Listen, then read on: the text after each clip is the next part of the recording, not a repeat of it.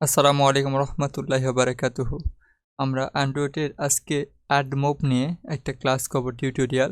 এবং এই অ্যাডমোবের মধ্যে যা যা থাকবে সেই ক্লাস চলুন দেখি কি আমাদের অ্যাডমোবের মধ্যে ইমপ্লিমেন্ট করছি।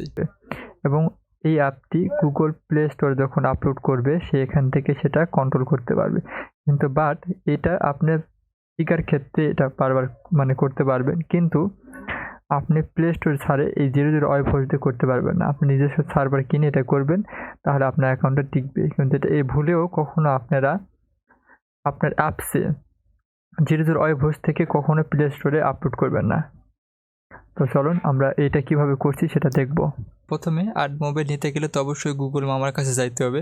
তো গুগল মামার কাছে যেয়ে আমরা কি করব, গুগল থেকে আমাদের অ্যাডমোবটা দেখে ইমপ্লিমেন্ট।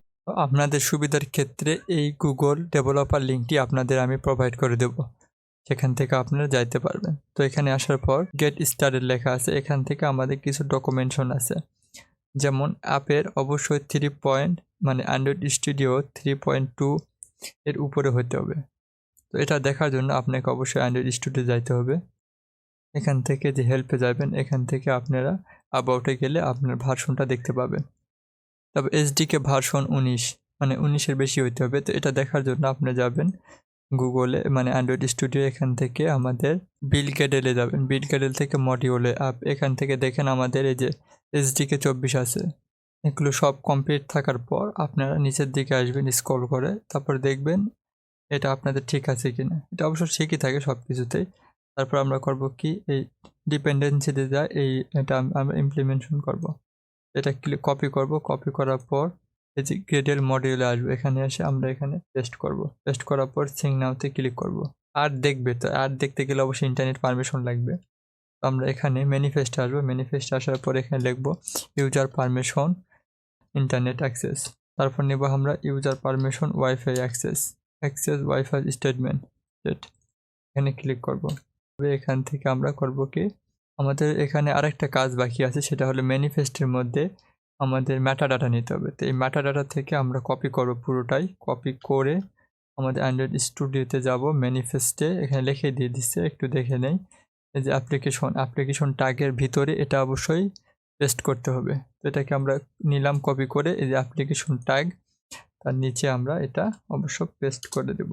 এটা পেস্ট করার পর অবশ্যই এখানে একটা আইডি আছে উপরে, এই আইডিটা আমরা CA কপি করে এইটুক কপি করার পর এখানে আমরা এটা পেস্ট করব। তো ভুলেও আপনাদের রিয়েল আইডি এখানে যেন প্রবেশ করাবেন না। যখন অ্যাপটি প্লে স্টোরে ছাড়বেন তখন সেই সময় জাস্ট আপনি রিয়েল আইডিটি বসাবেন। আর সব সময় টেস্ট আইডি বসাবেন। যদি রিয়েল আইডি আপনার ফোনে রান করেন তাহলে আপনার অ্যাকাউন্ট টার্মিনেট করতে পারে বা আপনার অ্যাকাউন্টে অনেক প্রবলেম হবে। তো এটা দেওয়ার পর আমরা এক্সএমএলে যাব। এক্সএমএলে আমাদের ব্যানার অ্যাড, তো এখানে অনেকগুলো অ্যাড আছে, banner ad, InterstitialAd, keyword ad, native ad. আমরা ব্যানার অ্যাডটা ইমপ্লিমেন্ট করব। তো ব্যানার অ্যাডে আমরা ক্লিক করব। আমি নতুন একটা ট্যাব নিলাম, সেখানে ওপেন করতেছি। এখান থেকে আমাদের এই এক্সএমএলটা পুরোটাই কপি করব। তো কপি করে আমাদের অ্যান্ড্রয়েড স্টুডিওতে ওপেন করে এখানে আমরা পেস্ট করব। পেস্ট করার পর আমরা এখানে কনস্ট্যান্ট লেআউট আছে, এটাকে আমরা রিলেটিভ লেআউট বানাবো। রিলেটিভ লেআউট, তো এটার অবশ্য একটা আইডি আছে, আইডিটাকে আমরা কপি করব। কপি করে মেইন অ্যাক্টিভিটি যাব। এখানে আমরা বড় হাতের AdView, প্রথম অক্ষর বড় হাতের, তারপর AdView যেটা কপি করলাম সেটা এখানে পেস্ট করব। করার পর এটাকে অবশ্যই পরিচয় করে দিতে হবে আমাদের। ফার্স্ট কাজ আগে করে নেই, find view by id art.id.add_view। পরিচয় পর্ব শেষ। এরকম ইরোড যদি আসে তাহলে ফাইলে যাবেন, ফাইল থেকে রিলোড অল ক্লিক করবেন, তাহলে আমাদের এই ইরোডটি চলে যাবে। এখানে আরেকটি কাজ বাকি আছে, আমরা অবশ্য এখানে যাব, এখান থেকেও করা যায় সেটা। নিচের দিকে আসবো, আসার পরে এই যে মোবাইল অ্যাড ইনিশিয়ালাইজ, তো এটাকে আমরা পুরোটাই কপি করব। কপি করার পর আমরা অ্যান্ড্রয়েড স্টুডিওতে যাওয়ার পর এটা পেস্ট করব। করার পর এরকম ইরোর আসলে সেটাকে আমরা অল্টার ইন্টার চেপে ইনপুট করে নেব, ইনপুট ক্লাস করে নেব। তো এটা আমাদের এখানে দিতে হবে না, এটা তুলে দেবে, কারণ প্রথমে আমরা এখানে ফাইন্ড ভিউ আইডি অ্যাড করছি, তো এটাকে আমরা কেটে দেব। তো এখানে আমাদের এটা শুধু জাস্ট অ্যাড ভিউটা কপি করে এখানে আমরা পেস্ট করব, লোড অ্যাড রিকোয়েস্ট এখানে আমরা দিয়ে দিলাম। এখন আমরা এটাকে রান করি, চলেন রান বাটনে ক্লিক করি। এই যে আমাদের কাঙ্ক্ষিত AdMob-এর অ্যাড ব্যানার অ্যাড শো করছে। পিএসপি দিয়ে আমরা সার্ভার থেকে কিভাবে এই অ্যাডটাকে কন্ট্রোল করতে পারি। আমরা যখন মন চায় তখনই অ্যাডটা শো হবে, যখন মন চায় তখনই অ্যাডটা অফ করে দেবো। যেমন আপনার অ্যাপসটি প্লে স্টোরে আছে, তো আপনি বারবার তো আর অ্যাড অফ করতে অন করতে পারবেন। যদি করতে যান তাহলে আপনাকে আবার আপডেট করতে হবে, তারপরে সেটা প্লে স্টোরে ছাড়তে হবে, তারপর আপনি অ্যাড করতে হবে। সেই কাজটি আমরা আমাদের সার্ভার থেকে করব, বাট অটোমেটিকলি হাজার হাজার ইউজারের কাছে অ্যাড চলবে, আবার আপনি চাইলে অফ করবেন, অফ হয়ে যাবে। এই বিষয়টি কিভাবে হয় সেটা এখন আমরা দেখব। চলুন শুরু করে দিই। এই যে ম্যাটেরিয়াল আছে আর অ্যাপ কম্পেট, এই জায়গাতে যদি আপনার 1.50 থাকে তাহলে অনেক সময় আপনার অ্যাপসটা ক্র্যাশ করতে পারে। এটা অনেকের প্রবলেম হয়েছে। 1.50 আছে, তো এই জায়গাতে আপনারা 1.5 এখানে 6, তারপরে এখানে 1 দিবেন। দেওয়ার পর সিং নাও ক্লিক করবেন, তাহলে আপনার এই অ্যাপসে যে ক্র্যাশ করতো, মানে ইনস্টল করার সাথে সাথে ক্র্যাশ করতো, অনেকের অ্যান্ড্রয়েড স্টুডিও এরকম হতে পারে। তো এটা হলে আপনারা এই জায়গাতে জাস্ট আপনাদের যদি কারো সার্ভার থাকে তো সার্ভারে যাবেন, সেখান থেকে আপনারা কাজ করবেন। আর যাদের সার্ভার নেই, জাস্ট এটা টেস্ট করার জন্য আমরা দেখাচ্ছি। যখন আপনি প্লে স্টোরে 00 ওয়েব হোস্টের মাধ্যমে আমরা এটাকে কমপ্লিট করব, কিন্তু বাট ভুলেও আপনি প্লে স্টোরে যাওয়ার পর এই 00 ওয়েব হোস্ট দিয়ে যদি আপনার অ্যান্ড্রয়েড অ্যাপসটাকে, মানে যেটা প্লে স্টোর ছাড়ছেন, সেই অ্যাপসটা যেন এখান থেকে কন্ট্রোল না করেন। যদি কন্ট্রোল করেন তাহলে আপনার অ্যাকাউন্টে চলে যেতে পারে। আমরা জাস্ট এটা শেখার ক্ষেত্রে বা শেখার পারপাসের জন্য আমরা এটা ব্যবহার করতে পারি। প্রথমে আমরা সাইন ইনে ক্লিক করব। যদি আপনার অ্যাকাউন্ট এখানে থাকে, জাস্ট সিম্পল জিমেল অ্যাকাউন্ট দিয়ে একটা অ্যাকাউন্ট করে নেবেন। তো এখানে বাট আমার অ্যাকাউন্ট আছে, এক পিসিতে বারবার অ্যাকাউন্ট করলে অনেক সময় ডিস্টার্ব করে বা ঝামেলা হয়। এরকম আপনাদের পেজ আসবে, ওপেন করার পর ম্যানেজিংয়ে ক্লিক করবেন। ম্যানেজ থেকে আমরা এরকম ইন্টারফেস আসবে। এখান থেকে আমরা টুলসে যাব, টুলস থেকে ফাইলে যাব। ফাইলে আসার পর আমরা এই যে পাবলিকে ক্লিক করব, HTML এখান থেকে অ্যাপে ক্লিক করব। এখানে আমরা অনেক কয়টা কাজ করছিলাম, এই জন্য এখানে আছে। বাট এখান থেকে আমরা করব কি, এখান থেকে যে প্লাস আইকন, নিউ ফাইলে ক্লিক করব। অ্যাড .php, এখানে অবশ্যই PHP এক্সটেনশনটি দিতে হবে। তারপর ক্রিয়েটে আমরা ক্লিক করব। আমাদের এই যে অ্যাড নামে একটা ওপেন হলো। এখানে আমরা মাউসের রাইট বাটনে ক্লিক করে এখান থেকে এডিটে ক্লিক করব, বা ওপেন করলেও হয়। আমরা এডিটে ক্লিক করার পর এরকম ইন্টারফেস আসবে। তো PHP তারপরে আসবে হ্যাশ দেওয়ার পর PHP দেওয়ার পর এন্টার দিবেন। পরে এর মাঝখানে যাবতীয় কোড আমরা লিখব। ইকো ইকুয়াল, এই লেখাটা থাকবে ইকো, জাস্ট এখানে আমরা সেমিকোলন দিয়ে ক্লোজ করলাম, তারপর এটাকে সেভ করলাম। ঠিক না? অনেক সময় এরকম আপনাদের প্রবলেম হতে, যাক প্রবলেমটা এসে ভালো হয়েছে। এরকম অনেক সময় নিলে এটা একটু প্রবলেম দেখায়। আবার রিলোড দিবেন, না হলে এটা আবার কেটে দিয়ে আবার এরকম ফাইলে যাবেন। ফ্রি হলে যা বোঝেন, তো একটু ঝামেলা করেই। এটাকে সেভ করে দেবেন।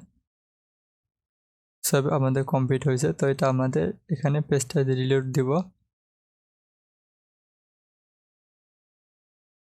তো এটার জন্য আমাদের অবশ্যই এখান থেকে একটা লিঙ্ক নিতে হবে। যে এই যে মামুনুর 2012 লেখা আছে, এখানে ক্লিক করলে এখানে একটা লিঙ্ক ওপেন হবে। তো আপ লেখার পর এরকম ফাইল আসবে। তো এখানে আমার অনেকগুলো ফাইল করা ছিল দেখে এরকম দেখাচ্ছে। তো আপনার ক্ষেত্রে একটা ফাইলই দেখাবে। যেমন আমরা অ্যাডস PHP এর উপর ক্লিক করব, তখন দেখতে পাচ্ছেন এখানে অ্যাড লেখা হচ্ছে, এই যে শুধু অ্যাডস। এখানে আপনি যা চেঞ্জ করবেন, এখানে যদি একটা নাম দিই, দিয়ে যদি আপনি সেভ দেন, দেওয়ার পরে এখানে এসে যদি রিলোড করেন এই ইউআরএলটা, এই যে এখানে নাম চেঞ্জ হয়ে গেছে। এরকম আমরা এখানে জাস্ট এখানে যেটা নামটা দিব অ্যাডস, এটা দেওয়ার পরে সেভ দিলাম। আমরা এখানে রিলোড দিলে ওটাই চলে আসবে। তো এই লিঙ্কটাকে আমরা কপি করব, কপি করে আমাদের অ্যান্ড্রয়েড স্টুডিওতে নিয়ে যাব। তো এটা নিয়ে গেলেই তো শুধু কাজ হবে না, তো এর জন্য অবশ্যই একটা কারো লাইব্রেরি হেল্প নিতে হবে। তো আমরা যে লাইব্রেরি হেল্প নেব তার নাম হলো ভল্লি লাইব্রেরির মাধ্যমে এটাকে আমরা কাজটি কমপ্লিট করব। ভল্লি অ্যান্ড্রয়েড এ ক্লিক করবেন, এখান থেকে ভল্লি ডিপেন্ডেন্সি অ্যাড করতে হবে। তো এটা হলো কটলিং, এটা জাভার জন্য। এটা আমরা অবশ্যই জাভাতে কোড করতেছি। এটাকে কপি করব, কপি করে নিয়ে আমাদের অ্যান্ড্রয়েড স্টুডিওতে কোথায় যাব, গ্রেডেল মডিউলে। এখানে যাওয়ার পর এটাকে পেস্ট করব, পেস্ট করার পর নাওতে ক্লিক করব। সেন্ড সিম্পল রিকোয়েস্ট এখানে ক্লিক করার পর এদের রিকোয়েস্টটা জাস্ট আমরা, এটা কটলিং, এটা জাভা, আমরা কোড লিখতেও পারি, জাস্ট এটা কপি করতেও পারি। আমরা চাইলে অত কষ্ট করার থেকে কোড দেওয়াই আছে, জাস্ট সুন্দর করে এটা পুরোটা কপি করবেন। কপি করে অ্যান্ড্রয়েড স্টুডিওতে আসবেন, আসার পরে কই যাবেন, জাভাতে যাবেন। জাভাতে যাওয়ার পর আমরা এটা নিচের দিকে আমরা কি করব, পেস্ট করব। এরকম অনেক ইরর আসবে, অল্টার ইন্টার করে এগুলা ইনপুট ক্লাস করে নেবেন সব।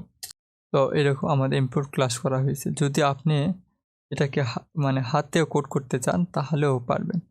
তো এটার জন্য আপনাদের যদি করতে চান তাহলে এটাকে আমি পুরা কোডটি কমেন্ট করে রাখি, তাহলে আপনাদের বুঝতে সুবিধা হবে।